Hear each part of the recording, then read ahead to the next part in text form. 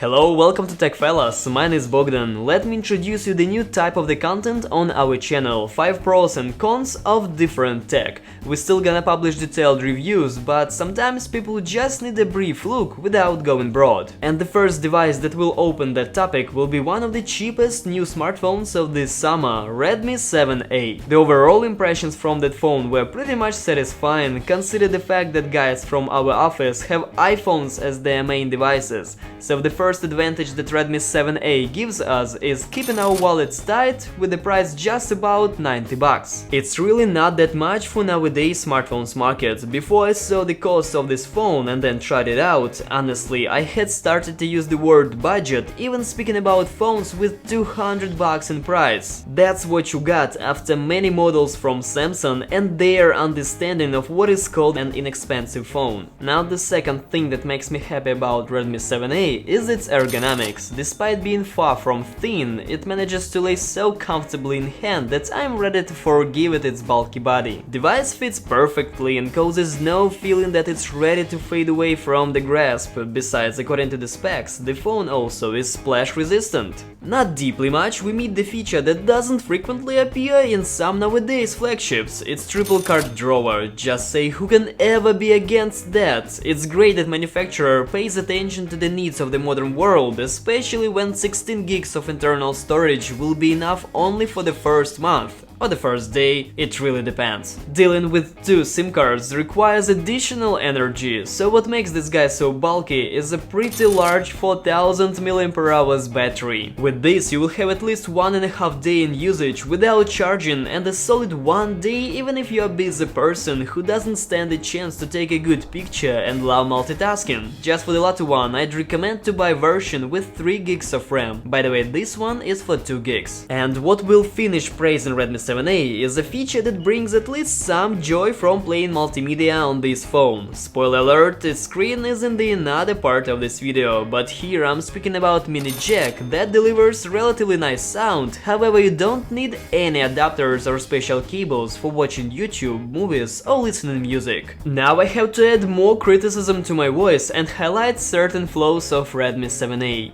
There is no perfect budget smartphone, as manufacturer has to sacrifice something to make it more affordable for people. In case of Redmi 7A there are lots of sacrifices, but the one that in my opinion was dumb is completely replacing the fingerprint reader with face unlock. It certainly works only with the selfie camera, which means that at night the only way to unlock your phone is by entering the PIN or password, because the backlight of the screen is not enough to make face recognition work properly. Next problem of Redmi 7A is a build. I swear the plastic used in it looks and feels like a piece of crap. Making it that way, it's not even possible to be called a specific design move or branded style, even for the budget phones. Because Honor and Samsung, for instance, found the way to please our eyes with shimmering backs on their not pricey smartphones, which by the way are also made out of plastic. Okay, maybe that technology hits the wallet, but am I wrong to think that Redmi 7A will be only for people who doesn't care about aesthetics?